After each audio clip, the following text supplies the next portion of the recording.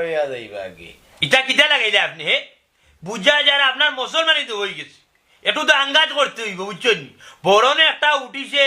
বিষ বেদনা তাহবো স্বাভাবিক আপনারা তো ঔষধ খাওয়াইছি যেটা অ্যান্টিবায়োটিক খাওয়াইছি বুঝছেন নি এখন গুল্লির দাম ৪৫ টাকা একটু আঙ্গাজ করো কাজে ঠাস করে বাস মারি উঠি যাব এরে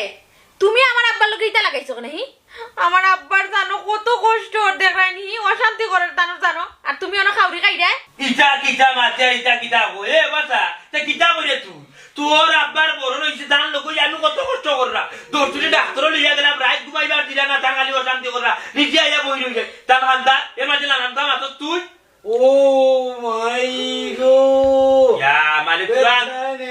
তুরাঙ্গা করবে না তো